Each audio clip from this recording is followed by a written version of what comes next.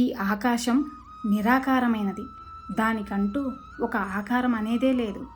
ఆకాశం అనంతమైనది.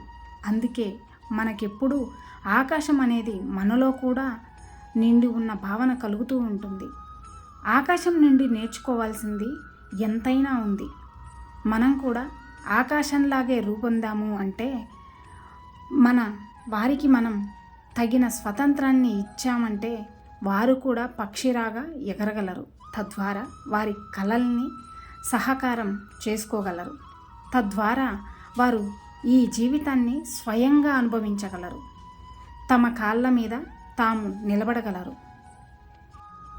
ఇంటికి దీపం ఇల్లాలు అని, ఆడపిల్ల పుడితే మహాలక్ష్మి పుట్టిందని కొందరు ఇలా రకరకాలుగా చెప్పుకుంటూ ఉంటారు. అవునా? కానీ ఒక ఆడపిల్ల కడుపులో పడింది అని తెలియగానే కడుపులోనే చిదిమేసే వాళ్ళు ఈ సమాజంలో అడుగడుగునా ఉన్నారు. ఆడపిల్లలకు వివాహం చేసి అత్తారింటికి పంపించటం భారంగా భావించేవారు కూడా చాలామందే ఉన్నారు. కానీ ఆడపిల్లలు కేవలం అదృష్టవంతులకు మాత్రమే జన్మిస్తారు. ఎవరైతే పూర్వజన్మలో దాన ధర్మాలు చేసి ఉంటారో, ఎవరైతే పుణ్యాత్ములో వారి కడుపున మాత్రమే ఆడపిల్లలు జన్మిస్తారు. ఆడపిల్లలను మహాలక్ష్మి స్వరూపంగా భావిస్తారు. ఆడపిల్ల భారాన్ని సహించగలిగే ఇళ్లలో మాత్రమే ఆడపిల్లలు జన్మిస్తారు. ఆడపిల్లల్ని ఎవరు పడితే వారు పెంచలేరు. స్త్రీని గుండెల మీద కుంపటిలా చాలామందే భావిస్తూ ఉంటారు. ఎలాగైతే బంగారాన్ని అలాగే వజ్ర వైడూర్యాలని అందరూ కొనలేరో అదేవిధంగా ఎవరు పడితే వారు ఆడపిల్లల్ని పెంచి పోషించలేరు కాదంటారా? కేవలం స్త్రీల వల్లే ఈ సృష్టి అంతా కొనసాగుతుంది. ఈ జగత్తుకి మూలం స్త్రీ అని మన పెద్దలు ఊరికే అనలేదు.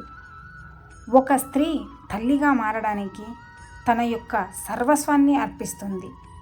ఎప్పుడైతే ఈ ప్రపంచంలో ఆడపిల్లలు జన్మించటం ఆగిపోతుందో అప్పటి నుండి ఈ విశ్వంలో మానవజాతి కూడా అంతరించిపోతూ ఉంటుంది.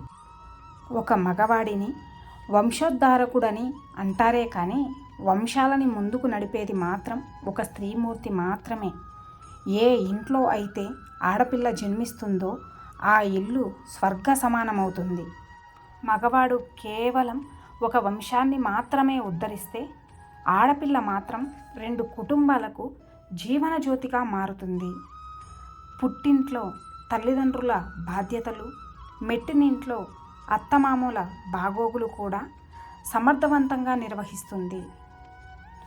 ఈ మన సమాజంలో ఆడపిల్లలకు చదువు ఎందుకు, తొందరగా పెళ్లి చేసి అత్తవారింటికి పంపించి వేస్తే సరిపోతుంది కదా అని ఆలోచనతో ఉంటారు.